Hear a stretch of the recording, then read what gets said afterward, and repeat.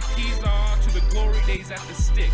From who's got it better than us to brick by brick. It's always the 49ers way, from off-season to game day.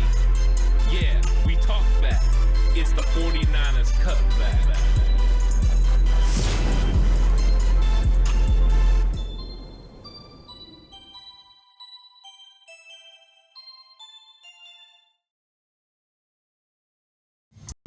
It's 49ers Cutback Podcast time. Welcome to the show, everyone. To blitz or not to blitz? That is the question. And once again, this is a interesting one that could go either way. Do you blitz against Brock Purdy? He's one of the better quarterbacks in the league against the blitz. Steve Spagnuolo likes to get into his bag. He likes to come up with creative ways to get after the quarterback. And when he brings 5 and 6 guys, he usually gets home. And he can confuse the quarterback. But those guys haven't been Brock Purdy. And then you look at the other side. Do you blitz Patrick Mahomes? What do you do to limit the effectiveness of Patrick Mahomes? The dude is just a beast in all categories. So finding a way to attack each one of these offenses is going to be unique. And also, these quarterbacks are pretty good against the blitz. So in this episode, we're going to go through and we're going to talk about the fact that, yes, Steve Spagnuolo likes the blitz. Steve Wilks does not as much. But both quarterbacks are well equipped to handle the blitz, and both quarterbacks have seen good success against the blitz. So it's one of those conundrums that we're going to have to wait and see what happens in the Super Bowl. But this is going to be a fun episode. We're going to get into it. We're going to talk about whether the 49ers should blitz Patrick Mahomes and if Brock Purdy can handle the blitz of Steve Spagnuolo and that great Chiefs defense. Hope you guys are all locked in and ready to go for this episode. Like and subscribe to the channel if you haven't already. You listen to audio platform, 49ers Cutback on Believe, which is Spotify, Apple Podcasts, wherever you listen to your podcast. And if you're going to bet with Bet Online. It's playoff time, and the usual suspects are heading to Vegas for the championship. And our partner Bet Online is your number one source for football odds, stats, trends, and lines.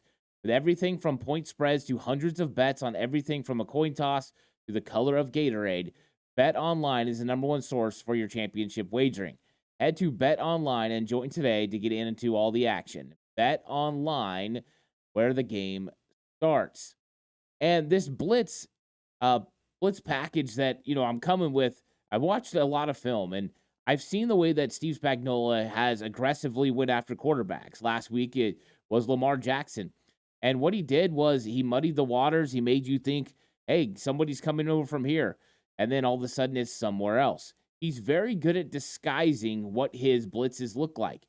That's one thing that he does very well. The good news is Brock Purdy has went against a lot of blitzing defensive coordinators this year. Wink Martindale blitzed him a ton. He had success there. Last week, Aaron Glenn blitzed him, and he did it from unique spots. Things that are definitely not the norm for how you handle a blitz. You leave things open that you wouldn't normally leave open. They didn't roll over in coverage the way they normally would. It's unorthodox. What he's going to get from Steve Spagnuolo is not so much unorthodox, it's just very well thought out. Spagnuolo is one of the guys that really knows how to get your eyes going one direction and then do something else. His packages are very good, and that's exactly what you're looking for as a defense. You have talented players, you have playmakers, people that can make the play they're supposed to. Well, then you can put the pressure and the onus on the opposing team.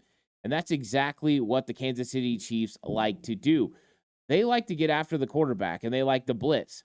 And they blitz a lot. It's one of the fun things about this team is they're going to come after you. They're going to get after the quarterback. The Chiefs have sent 5 or more pass rushers on 208 opponent attempts. That's fourth most in the NFL, so top 5 as far as coming after you. And on those 208 attempts, opposing quarterbacks have completed 112 passes for 1,122 yards, 8 touchdowns, 3 interceptions, and an opponent passer rating of 76.2. The thing about Spagnuolo's blitzes is that they come from just about everywhere, and I don't think he gives you a lot of the obvious, here's your blitz keys. It's the confusing part. It's Spagnuolo just knowing that he's going to confuse what you're looking at. And so he likes to bring 5. He likes to bring 6 guys. You just don't know where they're coming from. He'll put guys around the line of scrimmage and then bail those guys off and bring guys from the other side. He just has unique ways to disguise where his blitzes are coming from. And that's going to be an onus on Brock Purdy in this matchup. Brock Purdy is going to have to figure out what Spagnuolo is trying to do. And Kyle Shanahan's going to help him along the way. Kyle Shanahan's going to have motions. He's going to have shifts. He's going to try to see if he can get the hand of Steve Spagnuolo tipped. Because if you can, then that'll really help you be able to get into the right play at the right time. You don't want to exactly run right into a blitz. You do, though, want to throw into a blitz. Because if they're blitzing, that means somebody else is having to come from somewhere else to get there. So you have a void in the defense and opportunity to attack. Another quick avenue for the 49ers, if they can recognize blitz, is to get the ball out to Deebo Samuel in a quick screen or Christian McCaffrey. Those types of things will take the pressure off the offensive line and can really be big plays. If Spagnuolo comes with a blitz and it's at the ill-advised time and you hit Deebo Samuel on a screen, and all of a sudden you don't have those guys that are chasers, those guys that are there to help, you're going to have a big play for Deebo Samuel. So Kyle Shanahan's going to have to do his best to keep Steve Spagnuolo off balance. He needs to make sure that he catches him in those situations and go to it. I would expect for Kyle Shanahan to have some checks within his offense this week. Yeah, he normally comes in with 2 plays, and Brock Purdy will decipher, hey, it's, we want to run this play. Do we want to run it to the other side? If it's a run play, pass play, is this where we're going to be? Is this the right play against this defense? But I think you have some built-in reads as well, where it's like, hey, they're blitzing from the right side. Deebo Samuel's out there. Let's run a screen. I think you need to have, so you always have hot routes built in, but some hot screens as well. Get the ball out to Deebo and let him create in space. Knowing when the Chiefs are going to blitz is very important. And yes, it's not an ideal science. You can't know for sure exactly when Spagnuolo is going to blitz, but there are tendencies. Every single coach and every single coordinator has tendencies to their game, and Spagnuolo is no different. The Chiefs' defensive blitz rate by downs. First down, they're number 3. So they like to come at you a lot. They blitz 3rd most in the NFL on first down. So you can't feel comfortable that, we just got a first down. Spagnuolo will come after you. On second down, they're number 1 as far as blitzes. And what it is, they're trying to create a negative play. You might have a positive gain on first down. You pick up 5 yards. You're sitting 2nd and 5. Well, if they come at you with the blitz, they're trying to push you back and create a 3rd and long situation. So you have to make sure you have early down success so that way you can navigate through their blitz. Spagnuolo blitzes a lot on second down. Knowing that allows you to somewhat prepare for it. And then on third down, they blitz 6th most because what they want to do at that point is they want to play off, they want to tackle underneath, they want to get off the field. Now, they will blitz on third down. 3rd and 8, 3rd and 9 for Lamar Jackson in the AFC Championship game. They came after him pretty consistently. 5, 6 guys. Safeties, corners, they're willing to come after you. I mean, there was one play, they rushed 4, and then they blitzed 2, and they brought Reed and McDuffie off Lamar Jackson's right side, and they were right in his face before he even had a time to blink. So Steve Spagnuolo knows how to dial it up. There's no way Lamar Jackson knew it was coming. He wasn't even looking that direction, and they rolled people from the other side. Those defenders who are rolling from the other side, they need time to get there. You recognize that blitz coming and you can get rid of the football, you can have big plays. We saw the 49ers have some success with this during the season. Brock Purdy's one of the best quarterbacks against the blitz. So we'll see how much Spagnuolo decides to blitz, if he'll keep that up. Because Brock Purdy versus the blitz this season has thrown for 1,529 yards. A very nice number. He's number 1 with 9.9 yards per attempt. You blitz him, he makes you pay. That's why they have that old saying, you live by the blitz, you die by the blitz. Yeah, the blitz can be great. It can end drives, push people back, create turnovers, and it can also allow you to get gashed. And Brock Purdy's been gashing the blitz this year, 9.9 yards per attempt. That's pretty darn good. He's number 1 with 14 touchdowns against the blitz this season. He had 33 right now, and he has 14 against the blitz. It's almost half. It's fantastic what he's been doing there. And then he has the number 1 quarterback rating at 127.9. So when the Chiefs blitz quarterbacks, the quarterbacks that they blitz are usually 79% quarterback rating, not Brock Purdy. 127.9 rating against the blitz. He's also number 1 in completion percentage against the blitz at 68.2%. He has just been absolutely fantastic. Brock Purdy is tearing it up. It's interesting because the 49ers are 28th best as far as pass blocking. So a lot of it has to be what Brock Purdy does as far as creating extra plays, extending plays, getting outside the pocket, and making plays down there. So this matchup is going to be Brock Purdy's ability to read the blitz and Spagnola's ability to hide it. So if Brock Purdy knows you're blitzing, he's going to be able to get the ball out to his playmakers in space, and the 49ers could have some big plays against Kansas City. 49ers have the number one explosive offense in the entire league. Part of the reason is Brock Purdy's ability to take advantage of weaknesses that the defense provides. And if you're going to blitz Brock Purdy, you're going to create some of those opportunities as far as the blitz. So Brock Purdy against the blitz this season, 5 or more pass rushers. Brock Purdy has 101 completions. So he's only had incompletions on 49 of those attempts. He's had 701 air yards out of the 1,534 that he had. He has just been fantastic. He only threw 2 interceptions against the blitz this season, so he also takes care of the football. So Steve Spagnuolo is still going to come after Brock Purdy. I think that's a foregone conclusion. You want to put the onus on Brock Purdy to go out there and beat you, because if you're going to pick your poison, you don't want Christian McCaffrey just gashing you and coming right at you and running over you the entire game. So you have to create some negative plays. One of the biggest drive killers for the 49ers this year has been bad flags and negative plays. You look back at the Cleveland game, they lost because they had negative plays on first and second down, and then Cleveland was able to clamp them, get after them with pressure, and it was a hard opportunity for the 49ers to get first downs.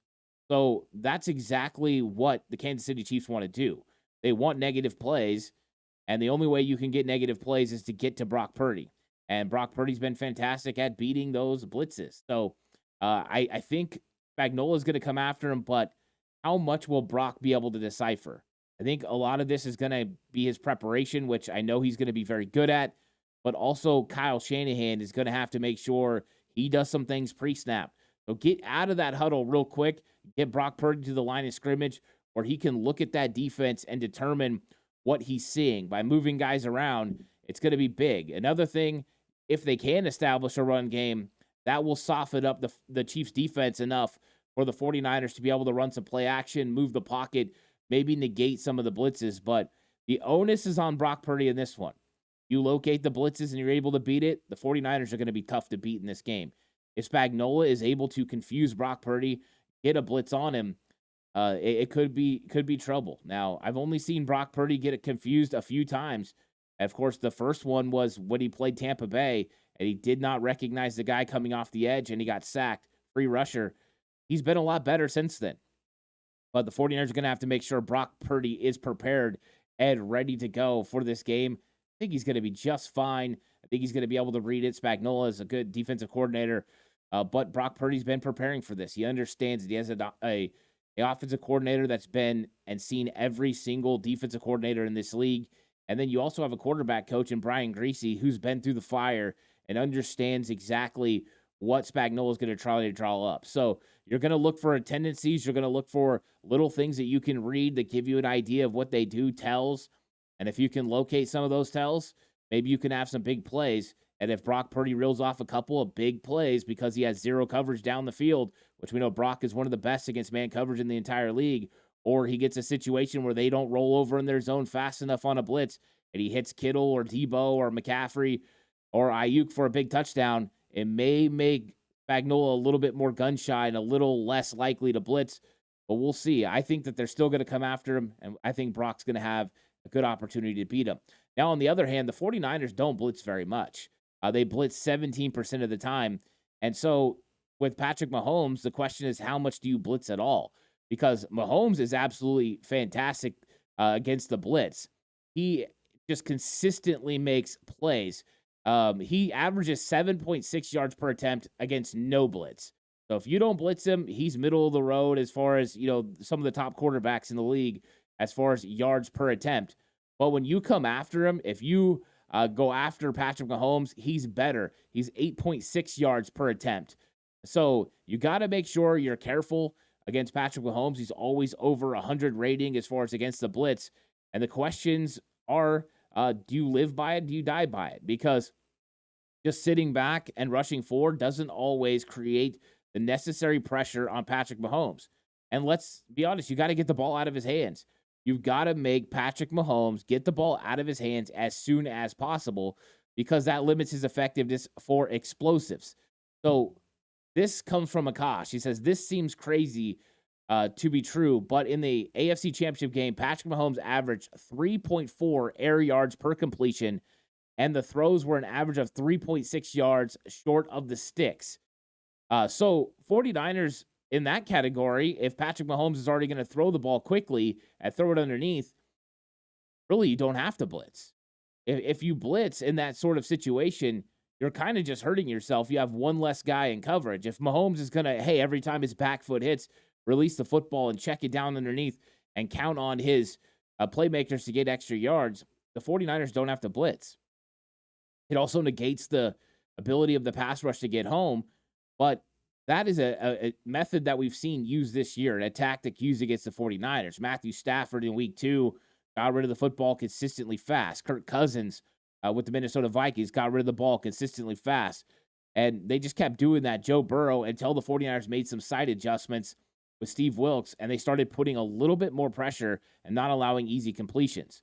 Well, Patrick Mahomes and this Chiefs offense hasn't been a team that has created explosives this season. Most of the plays have been underneath, and I think the AFC Championship game gives a clear picture of what they were trying to do. They were trying to negate and eliminate the effectiveness of that pass rush. Jadeveon Clowney, Ed Van Noy, those guys have been good all season getting after the quarterback. So getting the ball out quickly was the way that they were going to handle it. And so the 49ers got to play this smart. There's no reason to allocate an extra resource coming after Patrick Mahomes if he's going to get rid of the football really, really quick. So, going against Patrick Mahomes is always up in the air about how you handle it because he's so good about getting after the blitz. And so when Patrick Mahomes is blitzed, he has a 116.5 rating, and this is his career average when facing 5+ pass rushers. And then against 4 or fewer pass rushers, he's 109. So you have an advantage against rushing only 4, but still it's not that big of an advantage because Patrick Mahomes can beat you there too. But it seems like it's a little bit lesser of an odd that he's going to beat you for a big play. So rushing 4, we know that's the 49ers game plan in 2019. D'Amico Ryans did something similar in 2022 for most of the game, is just rush 4 and allow Patrick Mahomes to have a little bit extra time. You're hoping your guys are going to get home, but hopefully he'll just get rid of the football quickly. You can rally and tackle underneath. Now, since Patrick Mahomes became a full-time starter in 2018, Mahomes has 55 touchdowns and just 6 interceptions when blitzed. Once again, fantastic. His EPA per play versus the blitz is 0.39. It doubles up almost anyone's rate over that span, minimum 400 plays. So it's crazy that you think about that. He's just that much better. The closest to him during that early part of that span were Phillip Rivers and Ben Roethlisberger, who had a 0.19. So he's elite against the pass, against the blitz. And, that's exactly what you're getting yourself into. Do you blitz Patrick Mahomes? Do you cause him some real problems? Or does he cause you problems because you blitzed? Every time you bring a player, you leave something else open. Now, one thing that we've seen Steve Wilks do, especially in the recent history of the 49ers, is drop off a defensive end. Sometimes he'd bring a blitz, drop Chase Young into coverage. I don't know how much you could do that and feel like Chase Young's going to be very adequate in coverage, but occasionally that's a good idea. You see somebody drop that position, maybe Patrick Mahomes doesn't realize that Chase Young is dropping. He gets into a window and stops the play. So having different looks is important. The same way Steve Spagnuolo is going to try to confuse Brock Purdy, Steve Wilks has to try to confuse Patrick Mahomes. Yes, it's not going to happen very often, but you only have to confuse him a couple of times during the game. That could be the difference between getting off the field on a third down, creating a turnover. So you're just every single play trying to figure out a way that you can limit his effectiveness and then get one big play to get a stop every single time. Now, teams have basically stopped blitzing Patrick Mahomes because he was doing so good carving them up. And this season, he's only seeing blitzes on 15% of dropbacks. So the 49ers only blitz 17% anyways, but Patrick Mahomes is just not blitzed very much because it hasn't been effective in how these teams have been trying to attack him. So I think the 49ers are probably going to blitz occasionally. There's going to be opportunities, but the main goal is create negative plays or no positive plays on first and second down, rally to tackle, and then on third down, play the sticks, try to make him throw the ball underneath, and then rally to make tackles. Now, Baltimore had a pretty good game plan in the second half against Patrick Mahomes and the Chiefs. What they did a lot was, yes, they would still rush five because that's their makeup. But when they did it, you didn't know which five were coming. They muddied up the looks. They would come up, put linebackers in double A. They would come up and they would put a safety off the edge with Hamilton. They would show him coming, then they would drop him off. Or they would bring him and they would drop one of their outside linebackers. They just kept it moving and kept it changing every single time. I watched one series alone, the first series of the second half for the Chiefs, and the Baltimore Ravens did a variety of different things. Disguise coverage, brought blitzes, fire zone blitzes, drop guys off, just rush four. They just kept it moving and kept him guessing what was going to happen. And a lot of times you've seen Patrick Mahomes look downfield and then, boom, check it down, Rashee Rice. Boom, check it down, Watson. He was just getting rid of the football underneath. He looked uncomfortable. He looked unsettled. So they were doing a good job of disguising and confusing him a little bit, and that made him want to get rid of the football. He did not feel safe going against that pass rush. The 49ers pass rush needs to make him not feel safe in this matchup as well. So I look at this game, and you see an opportunity for Steve Wilks to muddy the waters a little bit.